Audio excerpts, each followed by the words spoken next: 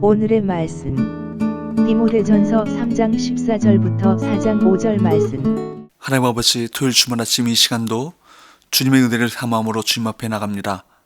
이 시간에도 우리 모두에게 말씀을 통해 하나님의 음성을 들려주옵소서. 예수님의 이름으로 기도합나이다. 아멘. 할렐루야. 성교 성도 여러분, 오늘도 하나님의 은혜와 평강이 가득한 하루가 되시길 축복합니다. 오늘 우리에게 주시는 하나님의 말씀은 디모데전서 3장 14절에서 4장 5절까지 말씀입니다.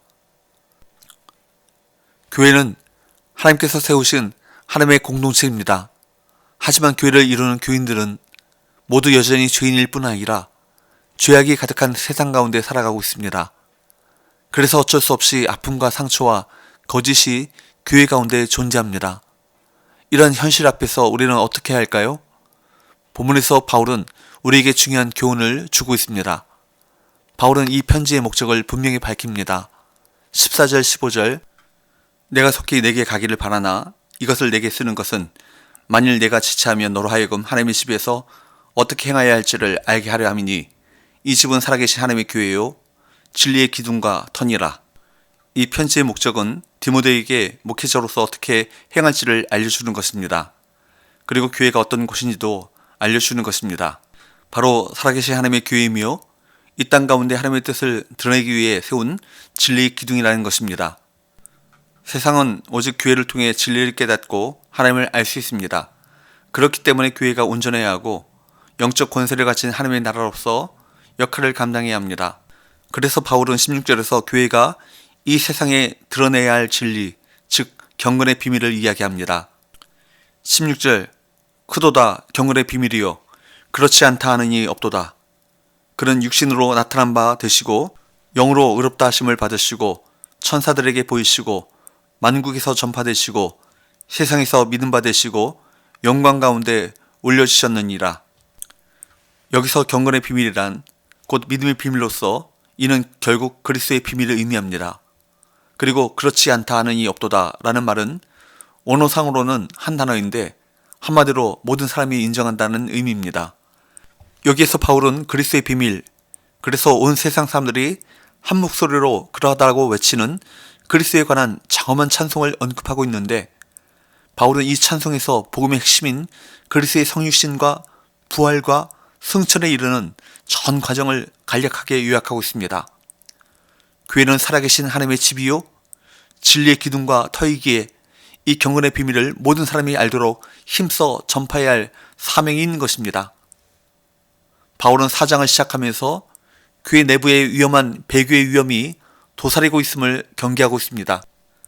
4장 1절 그러나 성령이 밝히 말씀하시기를 후일에 어떤 사람들이 믿음에서 떠나 미혹하는 영과 귀신의 가르침을 따르리라 하셨으니 바울은 여기서 사람들로 하여금 믿음에서 떠나 배교하게 하는 것들이 무엇인지 밝히고 있습니다. 그것은 미혹하는 영과 귀신의 가르침입니다.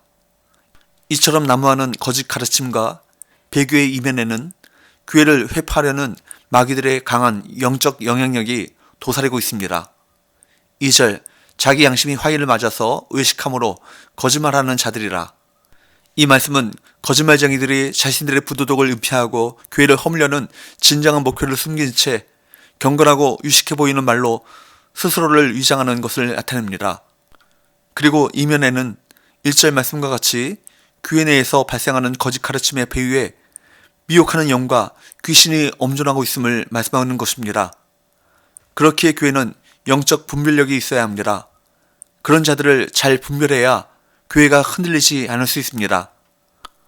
3절 혼인을 금하고 어떤 음식물은 먹지 말라고 할 터이나 음식물은 하나님이 지으신 바니 믿는 자들과 진리를 아는 자들이 감사함으로 받을 것이니라. 거짓에 미혹된 자들은 거짓으로 사람들의 삶을 흔들려 합니다. 그래서 그들은 결혼을 금지하는 금욕적 태도를 견지하거나 음식에 대해 율법적 규정을 고수합니다. 이런 것은 하나님이 만드시고 세우신 것들을 거부하는 결과를 초래합니다. 하나님께서 정하시고 만드신 것들을 부정한 것으로 여겨 금하면서 경건한 채 하는 것입니다. 오늘날의 안식교와 같지 않습니까? 여러분, 사람들이 이런 거짓에 흔들리고 미혹되는 이유는 진리 가운데 거하지 않기 때문이고 진리의 뼈대를 이루는 말씀을 가까이 하지 않아 모르기 때문입니다. 진리와 말씀의 토대 위에서 신앙과 삶을 세우지 않는다면 언제나 거짓이 우리를 미혹할 수 있음을 기억하십시오. 3절부터 5절까지 말씀을 보겠습니다. 혼인을 금하고 어떤 음식물은 먹지 말라고 할 터이나 음식물은 하나님의 지으신 바니 믿는 자들과 진리를 아는 자들이 감사함으로 받을 것이니라. 하나님께서 지으신 모든 것이 선함에 감사함으로 받으면 버릴 것이 없나니 하나님의 말씀과 기도로 거룩하여짐이라. 바울은 3절에서 5절까지의 말씀에서 두 가지 논거로 거짓 주장을 부숴버립니다. 첫째, 모든 것은 하나님이 창조하신 것으로 선하다. 둘째, 말씀과 기도로 자신을 세우면 어떤 것도 자신을 부정하게 만들 수 없다. 우리에게도 이렇게 분명한 말씀의 토대가 필요합니다.